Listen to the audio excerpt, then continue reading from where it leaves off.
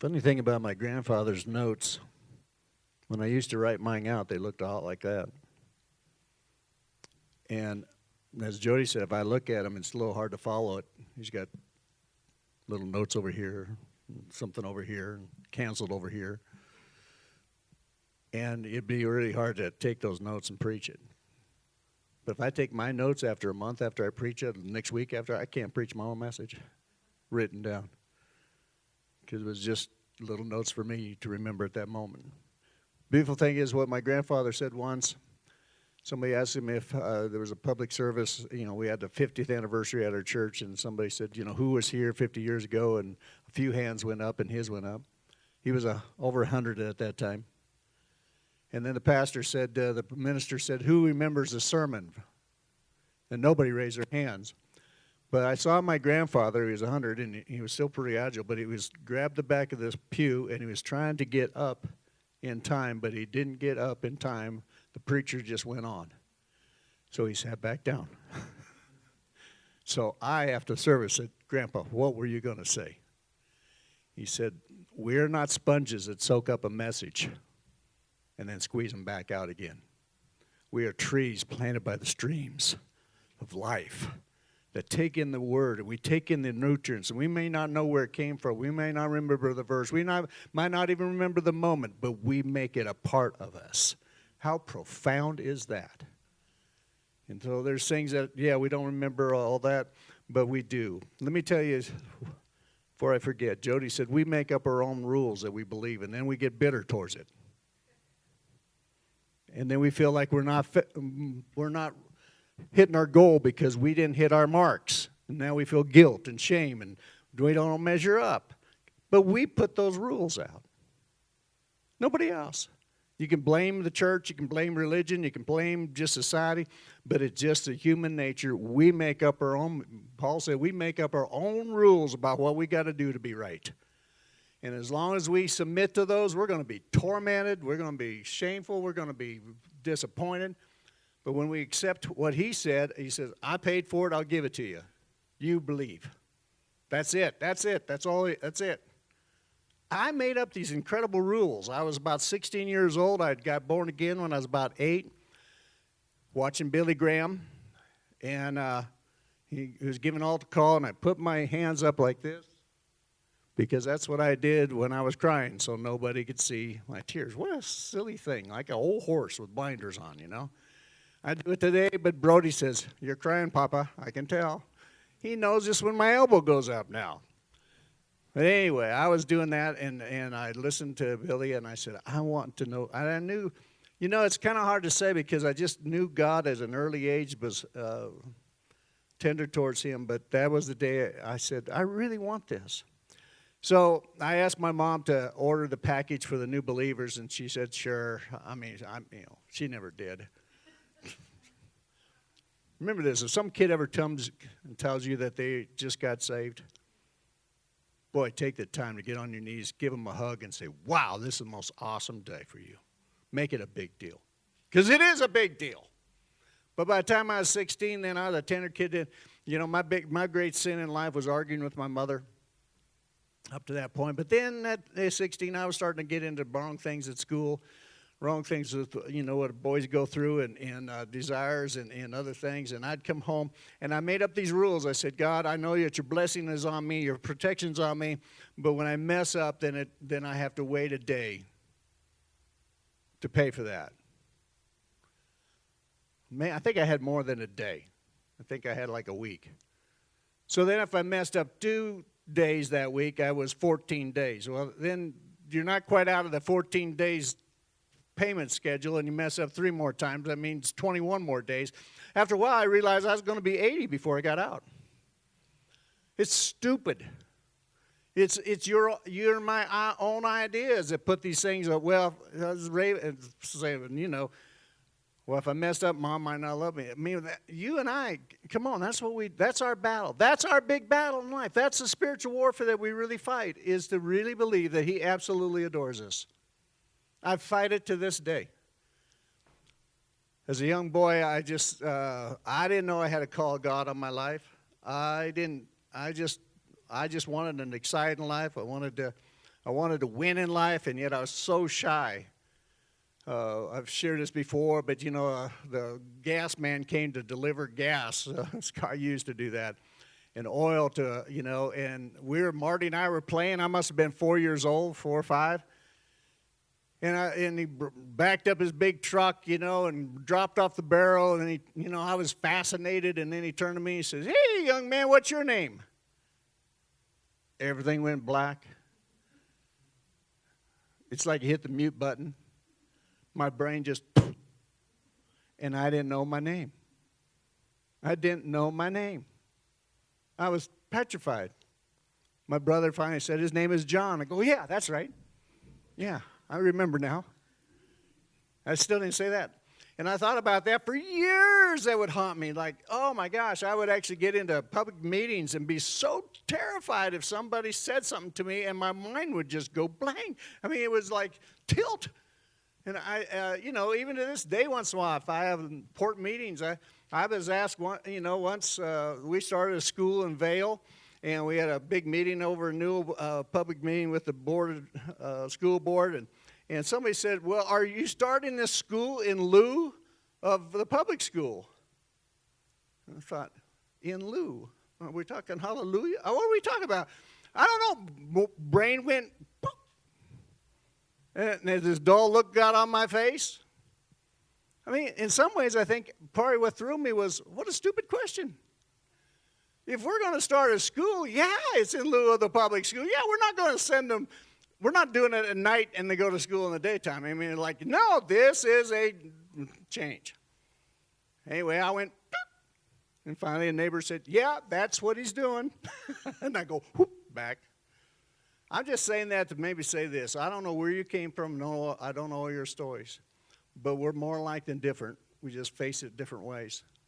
But we all fight this thing of saying, am I worthy? My life count? Does anybody care for me? Or am I just sailing through and someday somebody's going to walk up to me and say, "You're a big fake. And nobody likes you. And nobody wants you." So let's fight. Okay? Don't give up fighting. I was just thinking about our previous messages. We talked about it. We're at a war, but it's to redeem. It's to reconcile with people. It's not a war of judgment. Some Christians want to have a war of judgment right now. They're all excited that God's judging nations and God's taking this out. There's no war from God right now on judgment. That'll come. Right now, it's a war that we're in, and we are the aggressors trying to set people free. We're with Jesus trying to set people free from every kind of bondage and every kind of problem they've got. That's what we're doing, and it's happening. And, and we just talked a little bit also about part of what you and I need to do is remember that when God corrects us or anybody does, that it's not condemning us. He's just trying to help us. Boy, what a big deal if you just say, "Oh, thank you for the correction," instead of saying, "Oh, I bet you don't like me now. Oh, I bet you disappointed in me now." He's not. I can tell you that the Word says he's never disappointed. You and I have to renew our minds to that. Just constantly say, "Man, I don't know why I like the head over heels thing. I wish it was a better thing, but he's nuts. He's crazy in love with us." He's just, boy, when you're crazy in love, it's like Pepe Le Pew. If you remember those, if you don't know that, forget it. We'll go on. But that's him. And that's him towards everybody you and I are going to meet. And we talked about just how, part of this, to win this race, we got to remember that it's not safety first. I've been thinking about that. So after I got bold enough to say that, because the whole world is saying safety first. You get on a plane, safety first. Our greatest concern is safety for you and all that. And I go, it's just what a bunch of, let's call it BS. Because it's just you're trying to impress people with your intent, but the truth is it's not true. And the truth is God isn't telling us to have safety first. Jesus didn't have safety first. He had obedience first. First and foremost is going to be obedience. And so for you and I, it's not safety first, it's obedience. And from that obedience then we can be protected and safe and declare and put the shield of faith up and pull the sword of the Spirit out And one of the things, so today I want to just say, if you're in a warfare, it's amazing how one of the best strategies is take the high ground. We play paintball wars once in a while, and I'm always amazed because once in a while I try to beat it, and I'll get down in the draws and all that. But I don't know. It's just a phenomenon that if you want to win, you take the high ground. If you get the high ground, you got way better percentage of winning. And with you and I, what is the high ground? In Luke 2:40, it says this: the child continued to grow. This is talking about Jesus. The child, Jesus, continued to grow and became strong. And became strong, increasing in wisdom, and the grace of God was upon him. Romans 15:1 says this: now we who are strong. Now we who are strong. If we say some of us are strong, without any other words, we've also said something else. What's that? Some are weak. Some are weak. Paul's talking to believers. He's saying, we who are strong. And immediately say, yeah, but there's some who are weak. What's the high ground? To get to the high ground, you've got to work. To get to the high ground, you've got to strategize. To get to the high ground, you've got to be courageous. And the high ground for us is, I'm strong. I will become strong. As a little boy, scared out of his mind in school, it affects everything. I learned to play trombone, I thought. Follow the notes. My band teacher once pointed to me. That terrified me. John, yeah, play Mary Had a Little Lamb. Blank. I didn't know how to start. I'm telling you, when you win your perception of who you are, is your old man that is weak and frail and terrified and not loved, it affects everything you do.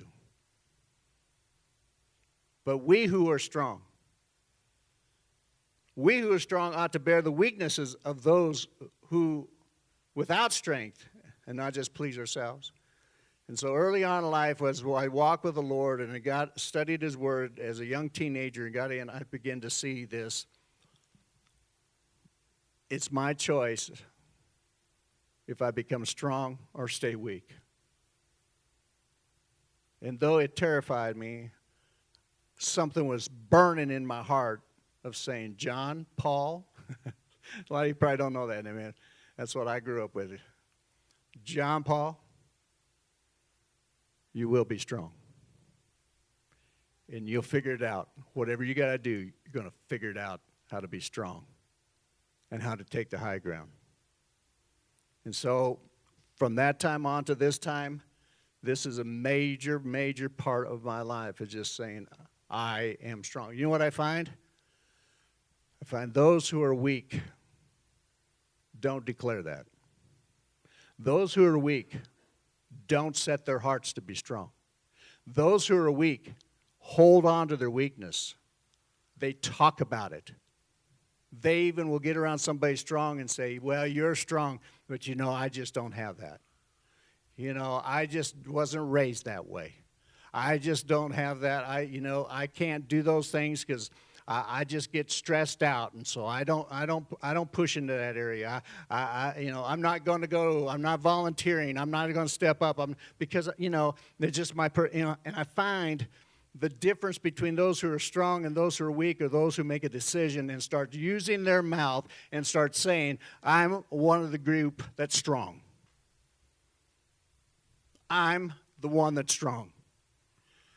It wasn't too long in our life that all of a sudden, my wife and I being strong, and it's an ongoing battle. It's not like you remain on top. You have to constantly go up there. You have to constantly renew and go up there. And then there's things that would happen, and people would actually say, well, the only ones that could really get hurt are you, and they don't bother you. You're strong. And I go, wait a minute. That's not true. I hurt. Criticism hurts me. Rejection hurts me. What are you talking about? And I begin to see that other people were just, they would hold on. They had no problem owning their weakness, and they had no problem saying, well, you're strong, so we don't really care about what happens to you because it won't bother you. You know what? That was a temptation straight from Satan. Just saying, if you become weak, I'll let you have an easier way. If you become weak, I won't bother you. If you become weak, I'll have other people start taking care of you. If you become weak, I'll let them start paying your bills. If you get weak, I'll get you all kinds of support. You know that's what America's doing, right? Does anybody know that? You guys stay weak, and we'll just pay your bills. We'll buy you phones. We'll do all kinds of things for you. That's the temptation straight from the pit. And you just say, keep your phone, keep your money, keep your stimulus money. I would have returned my stimulus money, but it's just too big of a pain to try to work with the American government and to give them money back. They do not know how to handle that, and it wasn't worth my time. But if I would have just could have checked the box, I would have said, keep your money.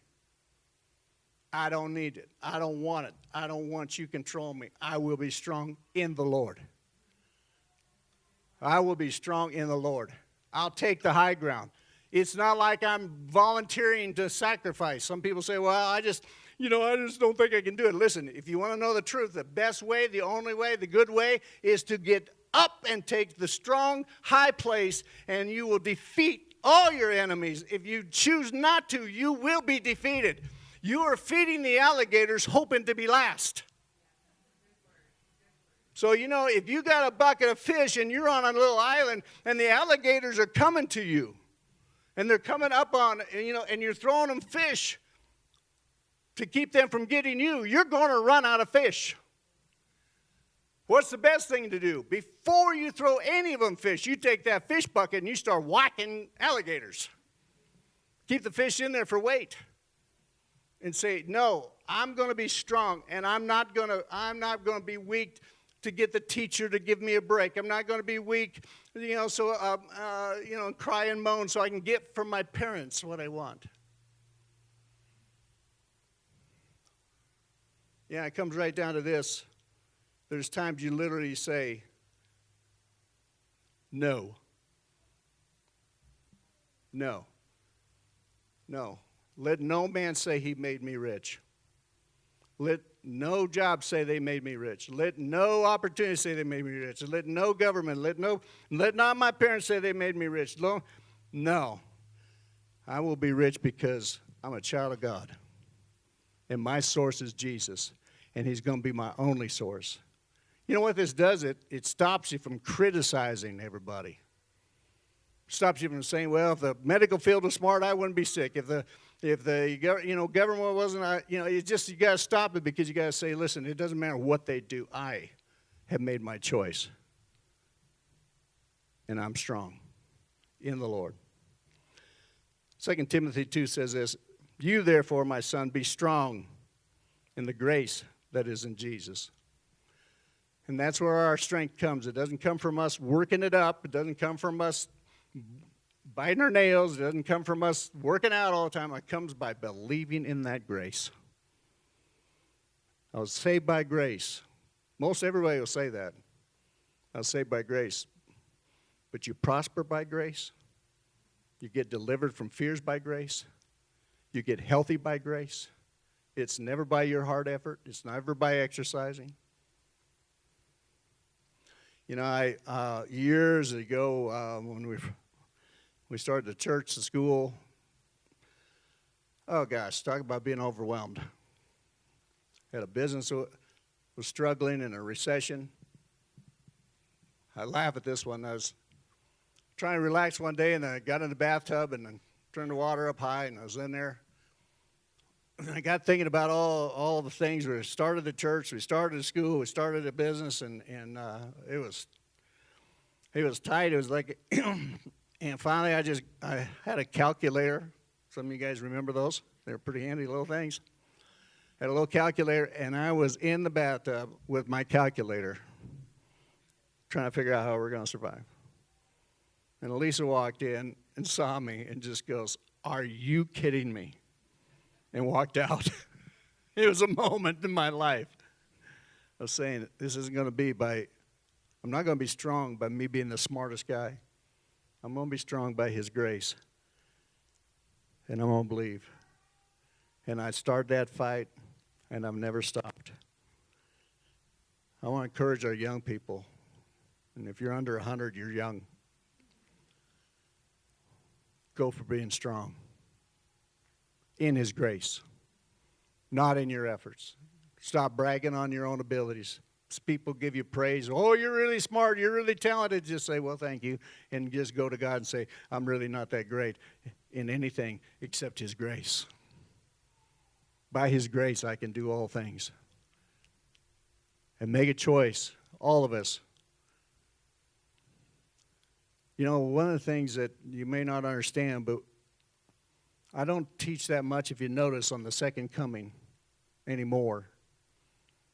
I venture to say I've listened to probably well over 1,000 sermons on the end times. I've studied men's whole volumes, several men's whole volumes of the end times. It fascinated me. It captivated me. It was one of the big things in our family. And you say, well, why aren't you into it now? Well, several reasons. One, I grew up with this feeling. How many grew up with this feeling that, oh, Jesus, I know you're coming quickly. Please let me have a girlfriend first. You know, Jesus, I know you're coming and you want to redeem, but could I get married first? And then it was, oh, Lord, can you postpone it just long enough for me to have kids? And then the kids come and you say, oh, Jesus, come quickly. No, not really. Here's what I find. If you're just always anticipating Him coming, you will not be focused on being strong. It's actually a belief system of, I'm weak, come get me. I'm tired, take me home. I'm weary, can we get out of this mess? And I want you to know, no matter what age you are, the wise thing is always say, I will be strong in His grace. I don't care what the odds are. The doctor says there's no recovery. The doctor says, people say, well, you're just too old, and it's like, and then really the reality of having Ed pass away from a construction accident. So yesterday I'm up on the telehandler about 20 feet up in the air, made a makeshift 16-foot walkway, hoping it'd hold. He was rocking and rolling. I was getting seasick. And I'm not trying to say I'm stupid. I'm not trying to say I'm gutsy. I'm just trying to say, but I stay focused. It's not safety first. It's obedience first, and I will be strong. And when He tells me to get down, I'll get down. And when He tells me to do something right, I'll do it. But I'm just saying there's something real powerful here for all of us. You're not retired from the kingdom. You never will be. You can have huge impact. As Jody was sharing, no matter where we came from, with our inheritance, and my great-grandfather on down, I don't know before that, that's kind of a cool story, but the cool part of that story is it starts with you right now. No matter what it was, good or bad. Listen, I don't lean and say, well, I'm going to be okay because my great-grandfather prayed. I don't do that. I don't do it because my grandfather prayed and preached. No, I don't do it because my dad did. No, it's my choice, and my choice alone now. That doesn't ensure that I'll make it. I have to be the one that makes the choice. You have to be the one, no matter what's hit you, no matter what's for you, you got to push it all aside and say, I will be strong. And I'm telling you, your life will transform.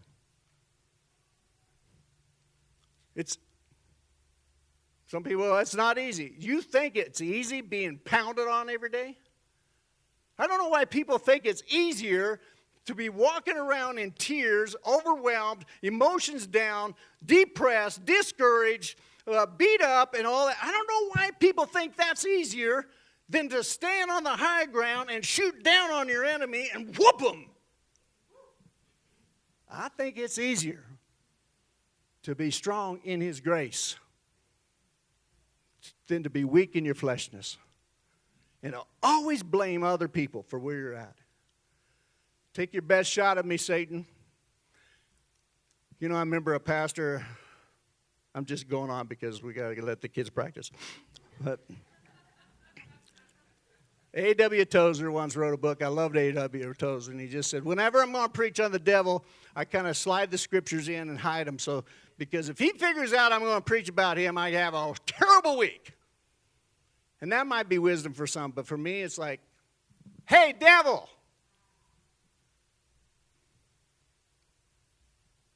You're a weakling. Hey, devil, you're nothing. Hey, devil, you think you're so big. You got defeated, whooped, keys taken from you, thrown on the ground, and your destiny is forever to burn. And I know there's some preachers that, boy, you're going to have a tough week this week, John. No. I'm going to curse him because he's cursed. Curse means to belittle. Do I not understand how powerful he is? Oh, I've seen him rip people in half. I've seen what he's done. There is a day of rejoicing coming when he goes to the pit and never returns. I will not be mourning. Will you?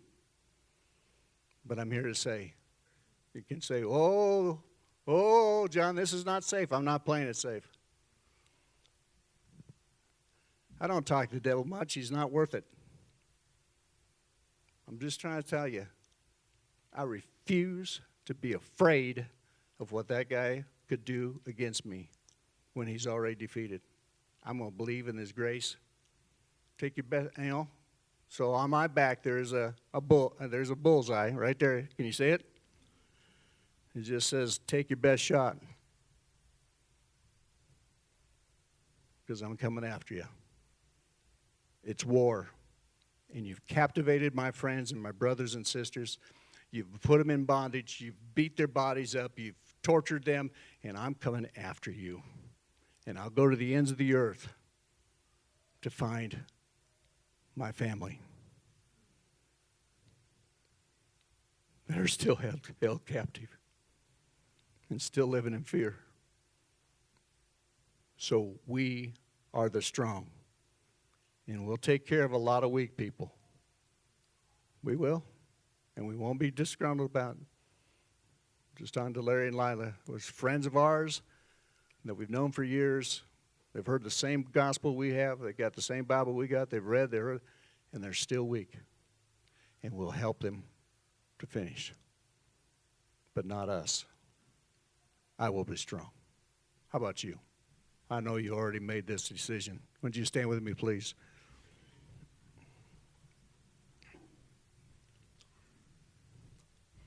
You know, I don't think it's a requirement to go to church to be in the kingdom. I don't think, you can quote all your scriptures. It just says, don't forsake the gathering together. It didn't say it had to be on Sunday. It didn't have to be in a building. It didn't have to be with a pastor on the front. But you better get help. If you're going to be strong, you better have some people around you. You better hunt for them. One of the patterns in my life was to hook with guys that wanted to be strong. And we'd start growing together, and several times in my life, they turned on me. They not only rejected me, they started bad-mouthing me to everybody. And it hurt, because I thought we were partners. I thought we were family. And we were, and we are. And I went to the Lord once, and I just said, man, this thing just really hurts when I think that you've joined me with somebody to be joined together to build the kingdom, and then they just betray me and betray you. He said, boy, I know what you're talking about, son. So what do you want to do? Boy, when those moments were where I had my heart in my hands and it was diced, kind of like when you grab those onion dicers, you know, and it's just 1,000 pieces. And I would look at my heart and I said, Jesus, I literally did this, folks. I just said, Jesus, my heart is just gashed in pieces. I didn't think I could hurt this bad. And he'd always just say, what do you want to do?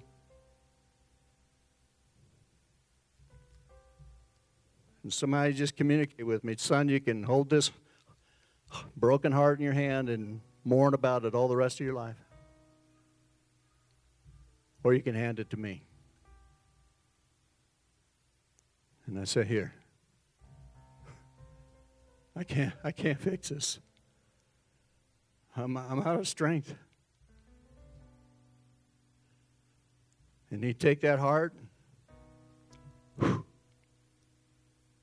boom. It was healed. A whole lot of stitch marks on it, but healed. Handed back to me. All right, let's go, God. Let's go. And for the sake of the children yet to come. See, one of the reasons I don't want to preach this about the end times because I got to have plans for 40, 50 more years. How about you? I got to have my heart set that I am not going to, because if I don't have a plan for 40, 50 years of being strong, I'll be weak in a week. I'll be weak in a week. Did I say that right? Yeah. I'll be weak in a week. But if I say, oh, this is a tough week, but I got 40 more years. Throw it away. Let's go. Folks, I cannot emphasize enough. Those best years that are ahead of us are because we choose to be strong. And if you don't choose to be strong, the next 40 years is not going to be the best. Jesus, we're all here before you right now, before your throne. Father God, we come and we got the Holy Ghost right with us and beside us. And Jesus, we see you at the right hand of the Father. We're surrounded by a cloud of witnesses of all those who've gone before us, and they're all looking intently at us saying, yes, yes, yes, yes, you can do it. The angels are starting to flop their wings, and just there's a buzz in the air because the children of God are rising up, making their decision, setting their heart, believing in the truth that nothing can defeat us. But Father, the one that really touches me is your Son there at your right hand. He's smiling. He's smiling. And I hear him say, well done. Well done. Stay strong. Finish the course. I'll have your reward. Thank you for sticking with me in setting the captives free, of fishing for men, of proclaiming the truth until I blow the trumpet. Thank you. Thank you. Don't wait for heaven to get all your reward. Get some of it now. The knowledge that you're pleasing God. Amen? Let's go for it. Take the high ground. God bless you.